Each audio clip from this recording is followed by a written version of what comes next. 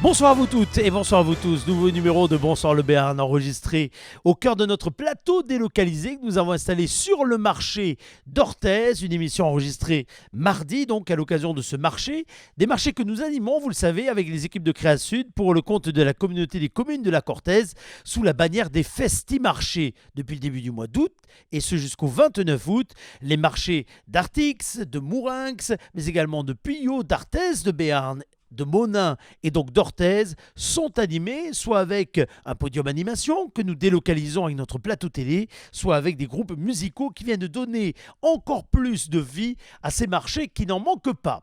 À l'occasion de notre visite ici à Orthez, nous allons vous proposer d'en savoir plus sur l'offre touristique, non seulement d'Orthez, mais également de Monin. Nous allons le faire avec la représentante de l'Office de tourisme Cœur de Béarn qui va nous parler patrimoine, qui va nous parler nature, activité, bref, découverte de ce territoire formidable, donc autour d'Orthez et autour de Monin. Et puis nous partirons à Escoute, à 10 minutes d'Oloron-Sainte-Marie tout à l'heure pour découvrir une ferme pédagogique à mi-chemin d'ailleurs entre ferme et base de loisirs. Nous vous ferons découvrir des plumes et des pattes, la ferme pédagogique dirigée par Patrick Laporte.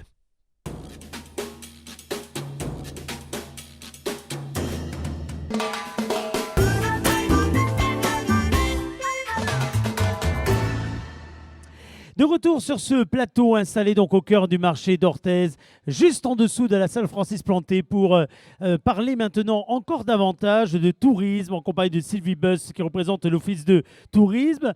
Bonjour, merci d'être avec nous. Bonjour à tout le monde.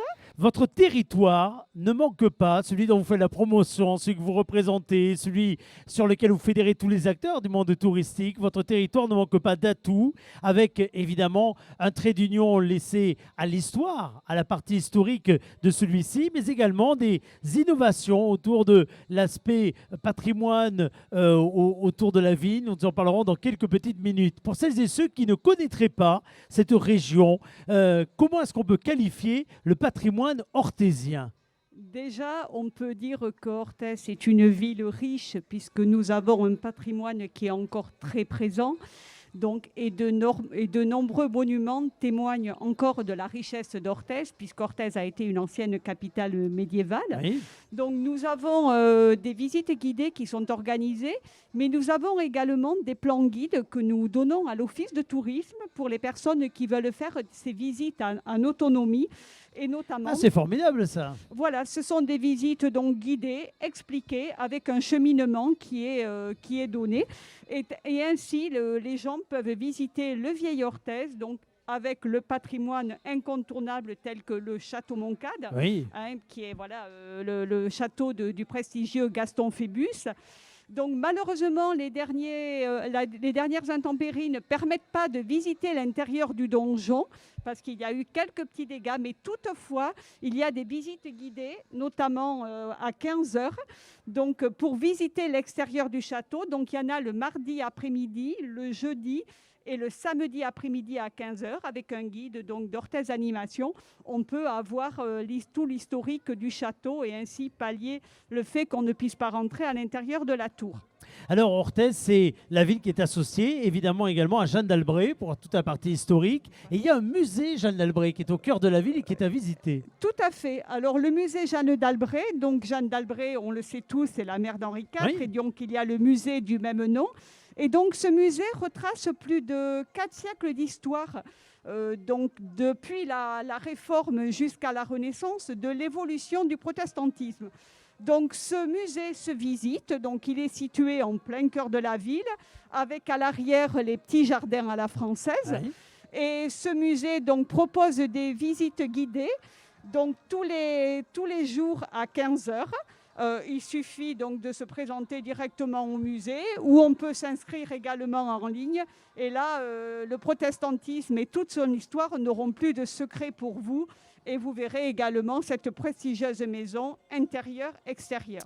C'est ça, parce qu'il y a un vrai patrimoine à voir, à découvrir, à photographier sur l'extérieur. Mais tout le côté intérieur a été fort bien entretenu et fait partie des joyaux, on peut le dire, de toute cette époque. Tout à fait. Cette maison où on voit à l'extérieur les différentes étapes de la construction, À l'intérieur, donc, le musée avec la reconstitution d'un temple, avec un fonds historique très important d'échanges d'objets interdits pendant la période du désert.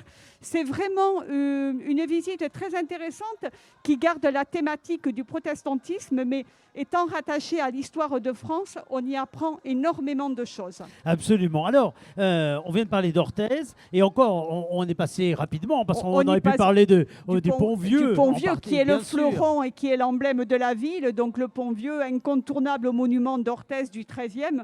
On ne peut pas passer à Orthez sans voir le pont d'Orthez.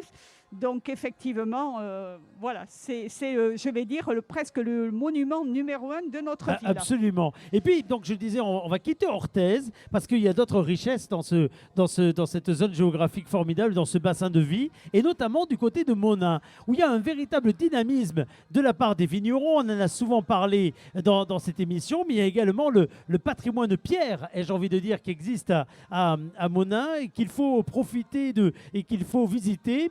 Et on peut profiter de la période pour cela. C'est l'église Saint-Giron en particulier qui fait partie du patrimoine. Tout à fait. Alors l'église Saint-Giron de Monin, donc, qui est absolument remarquable, c'est la plus grande église gothique du Béarn. Donc cette église se visite. Oui. Il y a des visites guidées qui sont organisées par l'Office de tourisme à 11h, 15h et 17h, donc tous les jours, sauf le dimanche où c'est uniquement l'après-midi. Et c'est vraiment une œuvre d'art parce que d'abord, vous visitez la partie en rez-de-chaussée, qui est l'église, mais ce qui est le plus remarquable et prestigieux, c'est la montée en charpente. Et là, vous découvrez une véritable œuvre d'art. Absolument. Cette charpente, donc, qui est absolument remarquable, n'ayons pas peur des mots. Et vous avez la fin de la visite qui est clôturée par un son et lumière. Donc c'est vraiment une visite chaque visite est clôturée par un son et lumière. Tout à fait. Ah, c'est formidable ça. Chaque fois qu'on visite l'église, donc on a la visite guidée, oui. Et ensuite on a le son et lumière, donc avec le jeu de lumière et qui montre tous les éléments caractéristiques de cette charpente. Formidable. Donc tout cela, c'est à Monin. Et je le disais, ce territoire, il est très fortement, promotionné, promu par ces vignerons. Il y a la balade des vignerons, il y a les rendez-vous à la ferme, ces acteurs qui font à la fois de leur métier de producteur un trait d'union et qui accueillent le plus souvent qu'ils le peuvent les consommateurs, mais également les touristes chez eux. Tout à fait, parce qu'on s'est rendu compte quand même que les gens aimaient savoir d'où viennent les produits, ils aimaient bien manger, on s'en est rendu compte récemment. Donc on a voulu mettre en avant le savoir-faire de tous ces producteurs, de ces agriculteurs, de ces viticulteurs. Et donc, nouveauté cette année, on a instauré des rendez-vous à la ferme qui permettent donc d'aller à la rencontre de ces producteurs ou de ces agriculteurs, d'avoir une visite complète, détaillée de ce que font ces personnes-là et évidemment d'une dégustation après de produits pour juger vraiment de la qualité des produits. Évidemment, simplement pour juger la qualité, pas du tout par plaisir. Voilà. Pas du tout par plaisir gourmand, mais non, pensez-vous. Alors, ces prochains rendez-vous à la ferme, ils ont lieu quand? Alors, les prochains, il y en aura un le 21 août. Oui. Et là, nous irons à Argagnon pour voir la spiruline d'Aquitaine. Donc, c'est un petit peu rare et atypique. Et on les a reçus dans l'émission, on les a vus, on les a reçus dans l'émission. Voilà. Et en effet, ça fait partie de ces nouveautés quelque part en termes de production. Les premières visites que nous avons instaurées chez eux ont vraiment eu un succès fou parce que c'est un petit peu particulier, on n'a pas l'habitude de voir c'est clair, la spiruline, la production, bien sûr. Et puis la visite est absolument passionnante. Elle s'adresse tant aux adultes qu'au jeune public. Voilà. Et ensuite, le prochain rendez-vous que nous aurons, ça sera le 26 août, ça sera pour les givrés des prés. Et là, c'est à Castet-Cando, c'est pour voir un agriculteur qui élève ses vaches, mais qui fait surtout ses glaces à la ferme. Ah oui. Un véritable délice. Voilà, donc là, et on en aura une dernière, donc, qui est pour le dernier rendez-vous d'août, ça sera le 28 août. Ce sont les chèvres de Brassens qui sont également à Castétis. Et là, évidemment, on verra l'élevage des chèvres, on les verra dans le champ, on les verra comment les agriculteurs s'en occupent. Et évidemment, avec la fabrication de fromages pour déguster après les fromages qui vont bien avec. Les balades vigneronnes, on a déjà parlé ici avec certains des acteurs incontournables de ce terroir vignoble. Cela dit, on peut donner juste une date ou deux, si vous le voulez, à venir. Alors, les prochaines à venir, il y en aura une le 21 août. Oui. Et la prochaine sera, et celle d'après, la dernière qui clôturera la saison, sera le 25 août. Donc, c'est toujours à Monin. Et on découvre des viticulteurs. Donc, pour la première du 21 août, ça sera le domaine Montesquieu. Et pour la deuxième du 25 août, c'est le Clos Mazanger. Toujours à Monin. Et je voudrais quand même apporter une précision, que ce soit pour les balades vigneronnes, pour les rendez-vous à la ferme, c'est sur inscription. Parce qu'il y a tellement de monde et on est un petit peu victime de notre succès en ayant instauré ces nouveaux rendez-vous.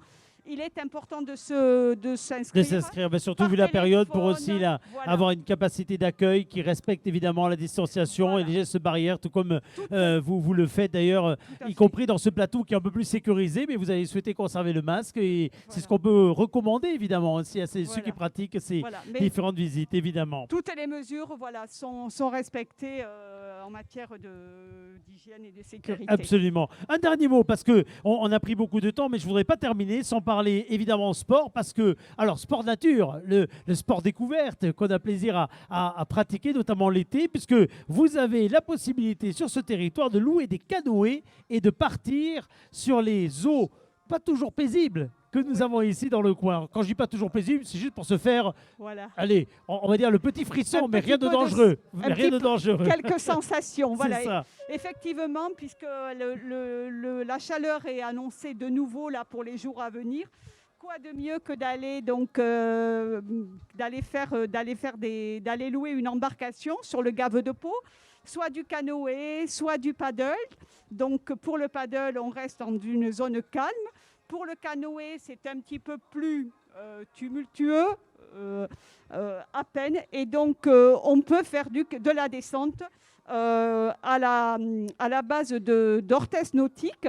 Donc, c'est juste à l'entrée de Pau, à l'entrée d'Orthès. À l'entrée d'Orthès, c'est juste que lorsque vous sortez de l'autoroute, on voit le fléchage pour aller très vite à la base, absolument. Il y a un fléchage qui est parfait. Ils sont ouverts de 10h30 à 19h, donc il suffit de suivre le fléchage.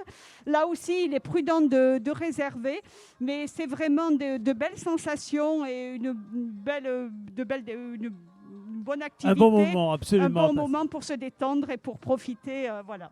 Merci beaucoup en tout cas d'avoir fait le point sur quelques-unes des attractions incontournables de l'été et puis des points forts de l'été sur un territoire qui n'en manque pas, avec l'ensemble des offices de tourisme du Béarn. Vous voyez qu'il y a une offre très riche, très diversifiée. Ça permet de passer de la vallée au cœur même d'un territoire comme celui-ci, avec à la fois du sport, à la fois de la culture, à la fois de la gastronomie, et avec ce qui fait sans doute la richesse de ce territoire, des rencontres humaines formidables, puisque ce sont surtout des acteurs du cru qui en sont les principaux ambassadeurs et qui font vivre merveilleusement bien ce territoire. Tout à fait. Et je vous invite donc à venir à l'Office de tourisme parce qu'évidemment, on ne peut pas tout dire, on ne peut pas tout annoncer.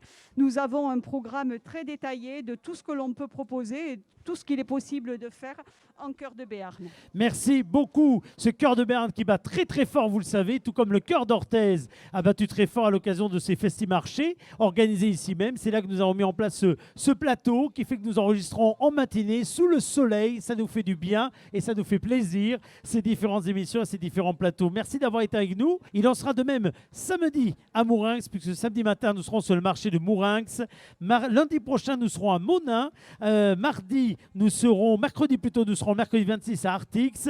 Et samedi 29 août, nous serons à Arthez de Béarn avec le même principe. Un mur de la chance, des cadeaux à gagner, des paniers gourmands également. Et puis pour vous, la possibilité de faire connaissance avec celles et ceux qui sont les acteurs, les forces vives de ce territoire. À tout de suite.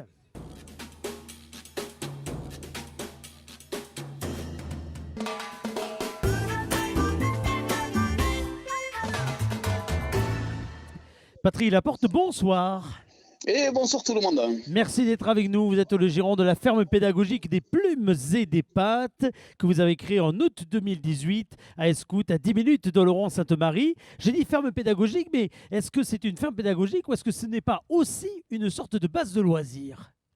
Non, non, c'est d'abord avant tout une ferme pédagogique. Vous y découvrirez plus de 300 animaux. Un peu tous les animaux de la ferme classique y sont représentés. Alors, base de loisirs aussi, parce qu'on peut s'y balader à poney, on peut s'y balader en carriole et on peut faire un peu de carte à pédale. Mais avant tout, le volet principal, c'est quand même le volet ferme. Alors, c'est Ferme et pédagogie, parce qu'on apprend beaucoup de choses dans cette ferme. absolument, on apprend, mais de façon très ludique, je crois. C'est le maître mot. Vous avez gardé une âme de grand enfant pour créer ce concept. J'adore ça, j'adore ça. Vous y découvrirez la cabane des trois petits cochons, donc vous découvrirez plusieurs races de cochons. Vous y découvrirez plus de 17 races de poules différentes. Enfin, c'est le domaine de la découverte. Pour les grands, pour les petits, et puis pour un peu tout type de public.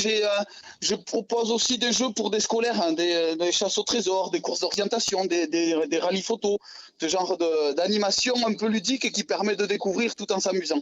Alors, on peut y passer quelques heures, mais on peut pratiquement passer la journée complète sur votre domaine. Vous parlez de la grandeur de celui-ci, mais il faut préciser, on le voit à l'image d'ailleurs, qu'on voit des sentiers, on voit toute la partie petit chemin qu'il peut y avoir autour des balades à poney ou à carriole. Vous avez également des tables de pique-nique.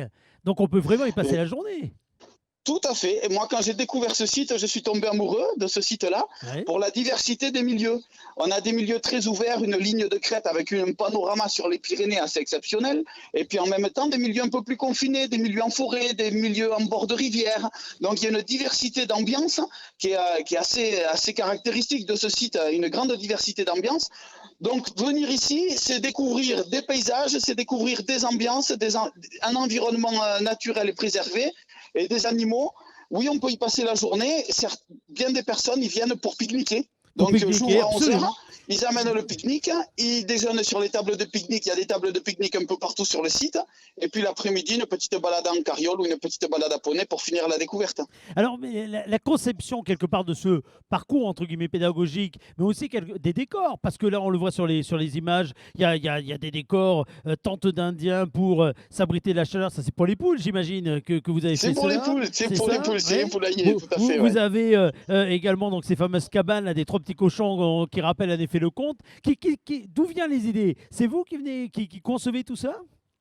Oui, c'est moi qui conçois tout ça et les idées, mais, je suis inspiré au fur et à mesure que je travaille. C'est-à-dire en travaillant sur le site, c'est le site qui m'inspire et qui me dit là, ça serait pas mal de mettre un coin indien. Peut-être qu'un jour, on verra un coin cow-boy arriver avec peut-être un ranch, un saloon et carrément, voilà. Carrément, d'accord.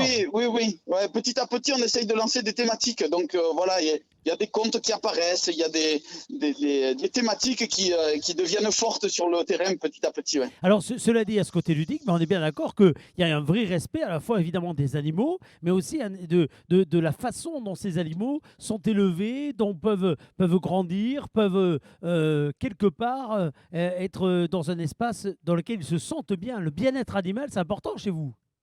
Ah, bien évidemment, hein, je crois que là, ceux qui ont déjà découvert le site pourront en témoigner. Mes poules ont des terrains plus que ce qu'il en faut. Je suis obligé de tondre, malheureusement. Ah oui, à ce point-là. Ah oui, attendez. Elles n'arrivent pas à manger toute l'herbe, donc je suis obligé de tondre de par derrière. Ce sont des poules de luxe que vous avez chez vous, pratiquement. Maintenant. Exactement, et puis les enclos et les poulaillers sont des poulaillers de luxe aussi, hein, avec des fleurs qui ornementent l'ensemble des parcs, des fruitiers qui leur procurent de l'ombre, et puis quelques fruits quand les fruits tombent au sol. Donc je crois que mes poules sont bien gâtées. Est-ce que la période actuelle fait que il a fallu que vous vous adaptiez, que certaines peut-être de vos animations, je pense au labyrinthe gourmand en particulier, que vous avez mis en place pour cueillir des framboises, des groseilles, des mûres, etc., malheureusement ne peuvent pas avoir lieu vu les circonstances? Oui, exactement. Le labyrinthe est fermé pour cette année, là, 2020. Moi, il ouvrira en 2021.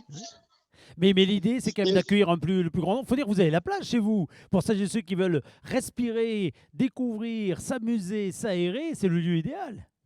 Je crois bien, hein, 20 hectares d'herbe, 20 hectares de forêt. C'est pas mal, ouais. Il y en a pour tous les goûts et pour tous les temps. Quand il fait beau, on peut partir en forêt pour trouver un peu de fraîcheur. Et au contraire, quand c'est un peu plus couvert, on peut déambuler sur les prairies beaucoup plus ensoleillées. D'où est-ce que vous venez? Vous êtes béarnais, vous, Patrick? On va dire que je suis berné, oui, je suis né à Pau. Oui, vous êtes berné, on va dire ça. Qu'est-ce qui vous a décidé à vous installer comme cela en milieu rural, mais aussi, j'ai presque envie de dire, dans le Piémont oloronais, donc pas très loin des montagnes, là, au cœur des montagnes pratiquement. Au cœur des montagnes, ouais, sur le Piémont oloronais, à l'entrée des Trois-Vallées, au Sceaux, Aspe, voilà. tous, quoi. Pourquoi vous êtes installé là? Pourquoi vous avez décidé de vous lancer dans cette aventure? J'ai pendant longtemps géré l'espace naturel du lac de Casse-Tête, d'accord, en Ossau. Et donc j'étais un peu plus enfoncé dans les montagnes. Là, oui. Et donc, beaucoup plus soumis à l'impact touristique que ce que je ne suis actuellement. Et c'est-à-dire, il y avait une affluence très forte sur juillet-août. Ouais. Et en dehors de cette période-là, l'activité économique était un peu plus compliquée, on va dire. Donc je me suis dit, je vais essayer de trouver un site un peu plus près des bassins de clientèle d'Oloron et de Pau. Et j'ai trouvé ce site à Escout et les propriétaires ont bien voulu me le vendre. Et voilà, donc l'idée est née comme ça, c'est-à-dire de s'éloigner un peu de l'activité touristique pour trouver des bassins de clientèle plus importants et en même temps plus pérennes tout au long de l'année. Alors justement, sur une année, là, vous avez fait un tour de cadran, malgré la période tout à fait particulière qui vous a frappé, vous également. Comment s'est passée cette première année et comment finalement vous avez accueilli de personnes? Oh, je ne pourrais pas vous dire combien j'ai accueilli de personnes. Vous n'avez pas compté. Vous savez compter vos 300 animaux, mais vous n'avez pas compté le nombre de visiteurs. C'est incroyable. Oui, j'en ai un peu plus de 300. Et j'arrive à calculer jusqu'à 300 et je n'arrive pas au-dessus. Alors plus sérieusement, non, je suis vraiment enchanté de ma saison 2020. Ma saison 2020 commence très très bien. La saison 2019, c'était une première année, donc une première année, une année de lancement, c'est toujours compliqué, il faut que tout se mette en place, il faut que le bouche à oreille fonctionne, il faut que la communication fonctionne aussi, donc c'est toujours un peu complexe les premières années. Et puis là, la deuxième année, je suis surpris de voir l'essor que ça peut prendre en seulement un an. Alors vous êtes tout seul, là, vous occupez de l'ensemble de ce domaine? Oui, je suis tout seul. Ouais, donc je sacrée aventure, la journée est sacrément chargée. On se lève tôt et on se couche tard. Alors, il faut payer un droit d'entrée pour arriver chez vous, pour entrer chez vous dans ce petit coin de paradis, c'est combien? Vous n'allez pas vous ruiner pour rentrer chez moi. C'est-à-dire 2 € par personne. Ah oui, en effet, pour un voyage. 2 € par personne. Oui. Et puis même pour les activités, vous ne vous ruinerez pas non plus. J'ai des balades à poney, des balades en carriole, mais le prix n'est pas exorbitant, voilà. Mais très bien. C'est tout à fait abordable. Tout ça est à découvrir. On a vu quelques images, que ce soit en vidéo ou en photo. Tout ça est à découvrir sur votre site internet desplumesetdespattes.fr. Est-ce qu'il est prudent, vu la période, de réserver, de s'inscrire avant de venir spontanément vous voir à 10 minutes d'Oloron, Sainte-Marie? Alors écoutez, non, parce que j'ai 40 hectares, je n'accueille qu'en extérieur. Ouais. Et sur les 40 hectares, même avec les journées où je reçois beaucoup de monde, les gens ne se croisent pas, comme je vous l'expliquais. Il y a plus de 4 km de randonnée, avec tout un tas. C'est une sorte de labyrinthe de pistes. Donc les gens ne se croisent pas. En tout cas, ça donne envie de venir vous voir, ça donne envie de découvrir ce lieu. N'hésitez pas, chers amis, à le faire si vous êtes en congé, encore en vacances, mais n'hésitez pas également à le faire savoir parce que j'imagine que vous recevez tout le long de l'année, le week-end ou autre, pour une sortie originale. Je pense que les enfants seront évidemment les rois dans votre domaine. Il n'y a pas que ceux qui ont gardé une âme de grands enfants vont pouvoir s'oxygéner avec un décor absolument paradisiaque, la ferme pédagogique. C'est donc à Escout. Merci beaucoup, Patrick Laporte. Avec grand plaisir, c'est moi qui vous remercie. À très bientôt. À bientôt. Dès que vous passez à la 18e espèce de poule, vous nous appelez. Hein. Vous revenez à l'antenne. D'accord ? Très bien, ça sera avec plaisir. Merci beaucoup à vous. Chers amis, on se retrouve dans quelques petites minutes. À tout de suite.